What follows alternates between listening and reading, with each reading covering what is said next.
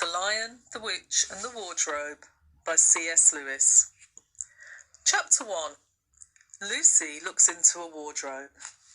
Once there were 4 children whose names were Peter, Susan, Edmund and Lucy. This story is about something that happened to them when they were sent away from London during the war because of the air raids. They were sent to the house of an old professor who lived in the heart of the country, 10 miles from the nearest railway station and 2 miles from the nearest post office. He had no wife and he lived in a very large house with a housekeeper called Mrs. Macready and 3 servants. Their names were Ivy, Margaret and Betty, but they do not come into the story much. He himself was a very old man with a shaggy white hair which grew over most of his face as well as on his head, and they liked him almost at once. But on the first evening, when he came out to meet them at the front door, he was so odd-looking that Lucy, who was the youngest, was a little afraid of him, and Edmund, who was the next youngest, wanted to laugh and had to keep on pretending he was blowing his nose to hide it. As soon as they had said good night to the professor and gone upstairs on the first night, the boys came into the girls' room and they all talked it over. "We've fallen on our feet and no mistake," said Peter. "This is going to be perfectly splendid. That old chap will let us do anything we like." "I think he's an old dear," said Susan. "Oh, come off it," said Edmund, who was tired and pretending not to be tired, which always made him bad-tempered. "Don't go on talking like that." "Like what?" said Susan. "And anyway, it's time you were in bed." "Trying to talk like mother," said Edmund. "And who are you to say when I'm to go to bed? Go to bed yourself." "Hadn't we all better go to bed?" said Lucy. "There's sure to be a row if we're heard talking here." "No, there won't," said Peter. "I tell you this is the sort of house where no one's going to mind what we do. Anyway, they won't hear us. It's about 10 minutes' walk from here down to that dining room, and any amount of stairs and passages in between." "What's that noise?" said Lucy suddenly. It was a far larger house than she had ever been in before, and the thought of all those long passages and rows of doors leading into empty rooms was beginning to make her feel a little creepy. "It's only a bird, silly," said Edmund. "It's an owl," said Peter. "This is going to be a wonderful place for birds. I shall go to bed now. I say, let's go and explore tomorrow. You might find anything in a place like this. Did you see those mountains as we came along? And the woods? There might be eagles. There might be stags. There'll be hawks." "Badgers," said Lucy. "Foxes," said Edmund. "Rabbits," said Susan. But when next morning came, there was a steady rain falling, so thick that when you looked out of the window you could see neither the mountains nor the woods, nor even the stream in the garden.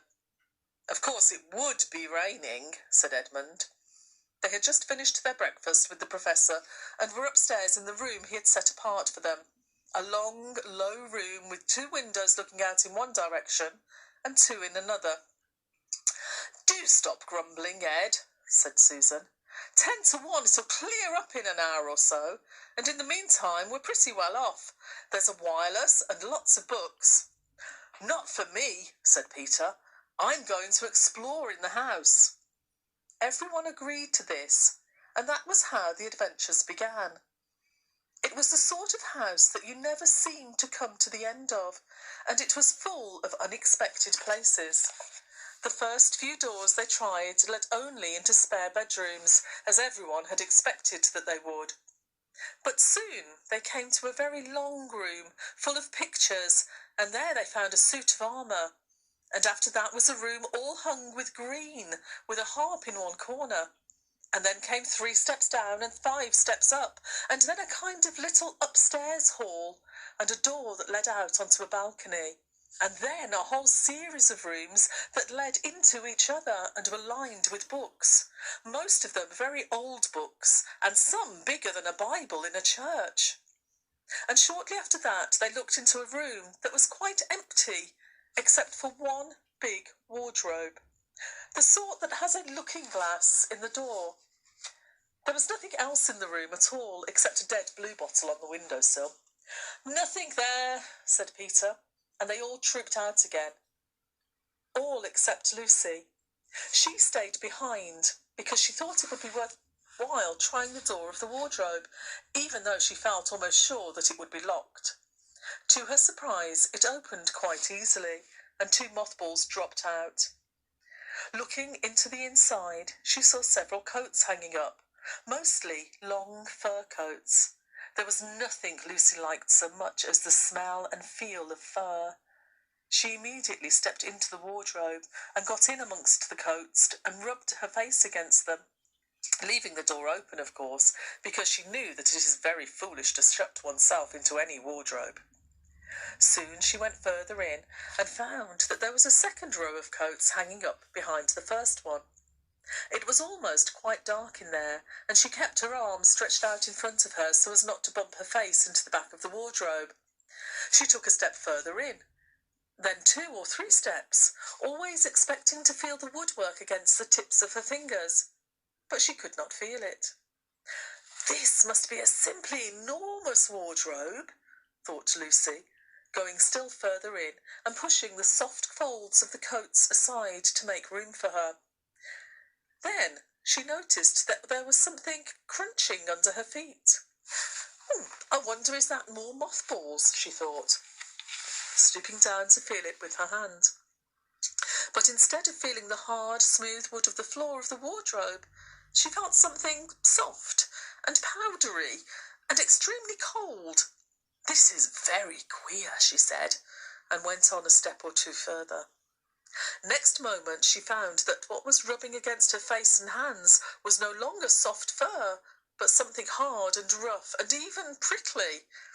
"Why, it is just like branches of trees!" exclaimed Lucy. And then she saw that there was a light ahead of her, not a few inches away where the back of the wardrobe ought to have been, but a long way off. Something cold and soft was falling on her.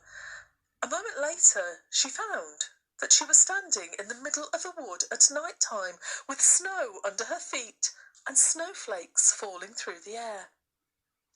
Lucy felt a little frightened, but she felt very inquisitive and excited as well.